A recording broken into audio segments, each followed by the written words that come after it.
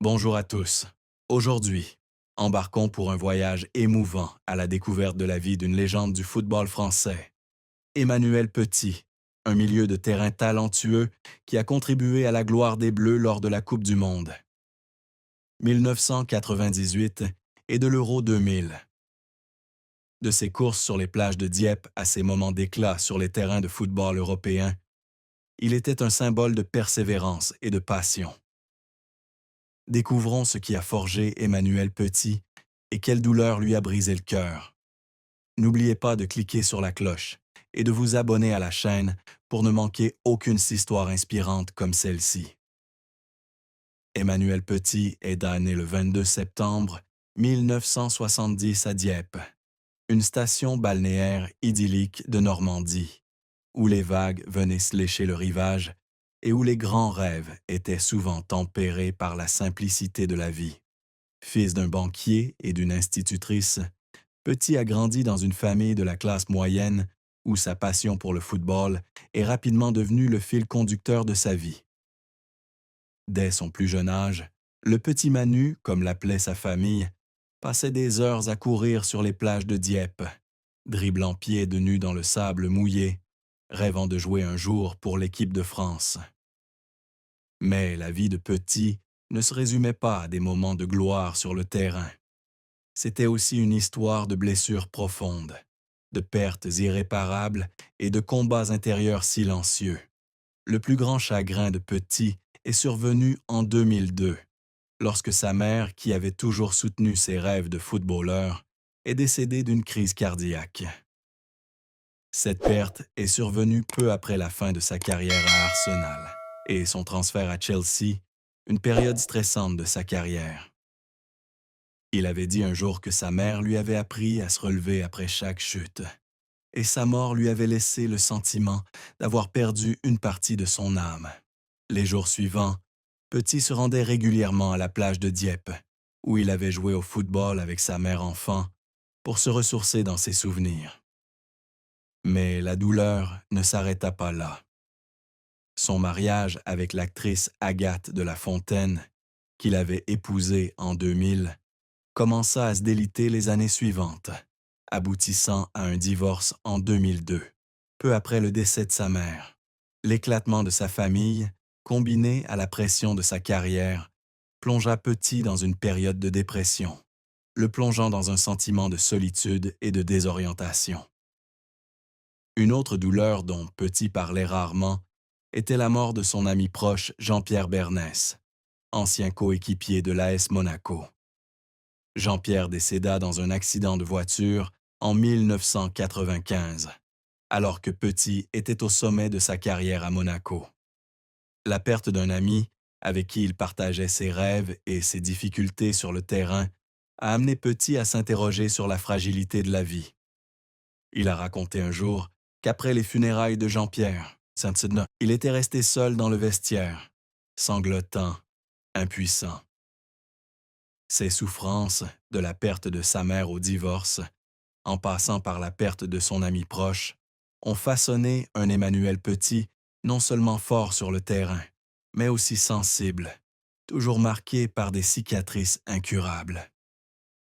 Pourtant, ce sont ces pertes qui lui ont appris à savourer chaque instant, de la victoire à la Coupe du Monde aux après-midi tranquilles avec sa fille Zoé. La carrière d'Emmanuel Petit a été un véritable tourbillon, avec des hauts et des bas glorieux qui l'ont laissé en larmes, tant ses efforts étaient acharnés. Débutant dans l'équipe de jeunes de l'ES Arco-la-Bataille, dans sa ville natale de Dieppe, Petit a rapidement montré des signes prometteurs grâce à son jeu intelligent et ses frappes lointaines puissantes. En 1988, il rejoint l'AS Monaco sous la houlette d'Arsène Wenger, qui décèle le potentiel du jeune homme de 18 ans. À Monaco, Petit devient rapidement l'un des meilleurs milieux défensifs de Ligue 1, contribuant à la victoire de l'équipe en 1997. Mais l'apogée de sa carrière se situe en 1998, lorsqu'il marque en finale de la Coupe du Monde, aidant la France à battre le Brésil 3-0. Dès qu'il traverse le Stade de France, sa queue de cheval blonde flottant au vent, il devient un symbole de fierté nationale. 2 ans plus tard, il continue de briller à l'Euro 2000, où la France remporte une nouvelle fois le tournoi, consolidant ainsi sa place parmi les meilleurs milieux de terrain du monde. En 1997, Petit rejoint Arsenal, où il forme un milieu de terrain légendaire avec Dennis Bergkamp et Patrick Vieira. Sous la direction d'Arsène Wenger, il a aidé Arsenal à remporter le doublé Premier League FA Cup en 1998. Ses frappes lointaines, comme celle contre Manchester United, ont enthousiasmé le public de Highbury. Cependant, la carrière de Petit n'a pas été que glamour. En 2001, il a rejoint Barcelone avec de grandes ambitions, mais ce fut la plus grande période d'échec de sa carrière. Au Barça, Petit a eu du mal à s'adapter au style de jeu tiki-taka, et les blessures de constantes l'ont limité à seulement 23 apparitions par saison. Cet échec l'a laissé en larmes dans le vestiaire après une défaite en Liga, avec le sentiment d'avoir perdu son identité. Il a un jour déclaré que ses années à Barcelone avaient été sa période la plus sombre, marquée par les critiques de la presse et la pression des supporters. Après Barcelone, Petit est retourné en Angleterre pour jouer à Chelsea. Mais des blessures récurrentes au genou l'ont empêché de retrouver son apogée. Il a pris sa retraite en 2004, à 34 ans, après avoir échoué à surmonter la douleur physique et mentale. Ses efforts pour retrouver le terrain, des heures d'entraînement en salle, aux longues séances de kinésithérapie, l'ont laissé à plusieurs reprises en larmes d'épuisement. Malgré cela, Petit n'a jamais regretté sa carrière. Il a déclaré que chaque but, chaque trophée et même chaque défaite faisaient partie d'un parcours qui l'a façonné. La carrière de Petit n'est pas seulement l'histoire d'un footballeur, c'est aussi un témoignage de persévérance et de passion, même face aux défis les plus difficiles. Emmanuel Petit, malgré son image forte sur le terrain, est un homme sensible sur le plan personnel, notamment concernant son mariage avec l'actrice Agathe de La Fontaine. Ils se sont mariés en 2000, lors d'une cérémonie romantique à Paris, alors que Petit était au sommet de sa carrière à Arsenal. Agathe, avec son élégance et son talent d'actrice, était une grande source d'inspiration pour Petit, qui disait souvent que c'était elle qui lui avait permis de garder les pieds sur terre pendant les années stressantes du football professionnel. Cependant, lors d'une rare interview en 2015, Petit a rompu le silence sur son mariage, révélant les difficultés qu'ils avaient traversées avant leur divorce en 2002. Il a admis que son emploi du temps chargé, entre matchs de Premier League et longs voyages avec l'équipe de France, l'empêchait de passer suffisamment de temps avec Agathe. Les disputes étaient fréquentes, Agathe se sentant seule chez eux, et Petit, impuissant, luttant pour concilier carrière et famille. Mais la plus grande douleur que Petit a partagée lors de l'interview était la maladie tragique d'Agathe. Il a révélé qu'après leur divorce, Agathe avait reçu un diagnostic de cancer du sein en 2005. Malgré la séparation, Petit est resté en contact avec elle pour le bien de leur fille, Zoé, et a été choqué d'apprendre son état. Il se souvient que lorsqu'il avait rendu visite à Agathe à l'hôpital parisien, il n'avait pu retenir ses larmes, car elles s'affaiblissaient à cause de la chimiothérapie. C'était la femme la plus forte que je connaisse, mais la maladie lui avait ôté toute lumière, dit Petit, la gorge serrée.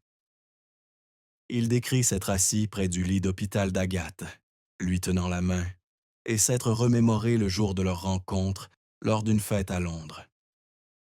Bien qu'Agathe se soit battue courageusement et ait finalement vaincu la maladie, les années ont laissé une profonde cicatrice sur Petit. Il admet qu'observer celle qui avait été l'amour de sa vie, affronter la maladie, lui a fait comprendre que la gloire et la fortune ne pouvait protéger ses proches de la souffrance.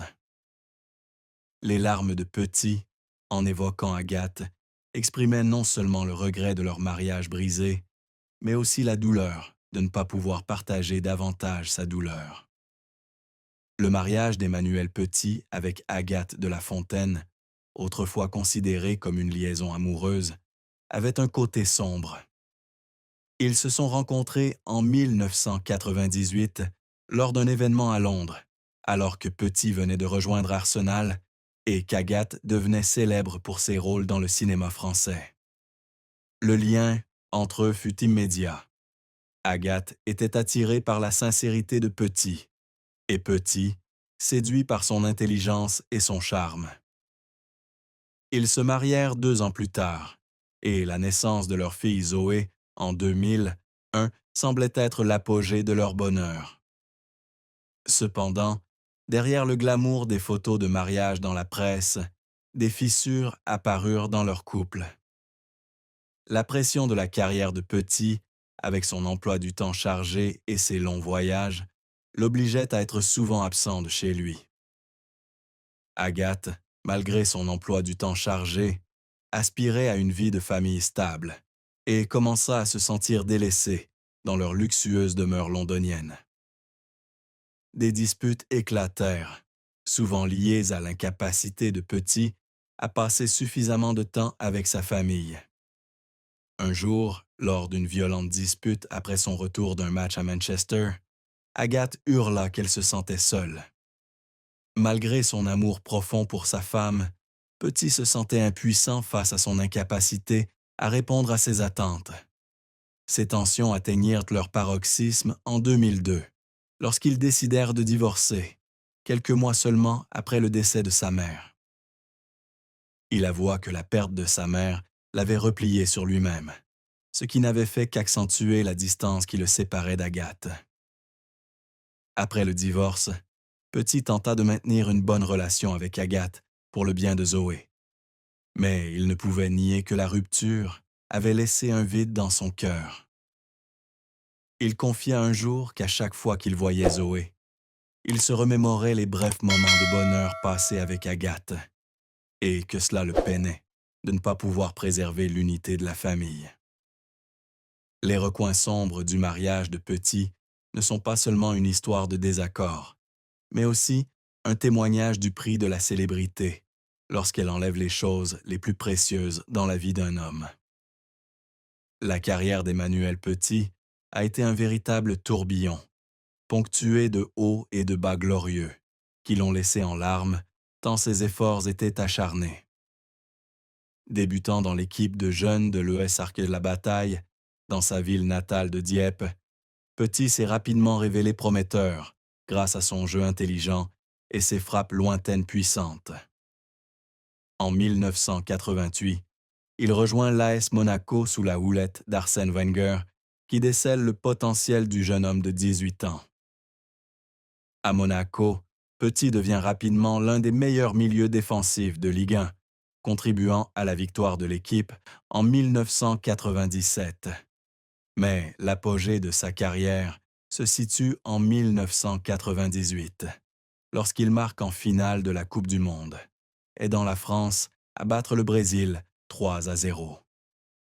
Dès qu'il traverse le Stade de France, sa queue de cheval blonde flottant au vent, il devient un symbole de fierté nationale.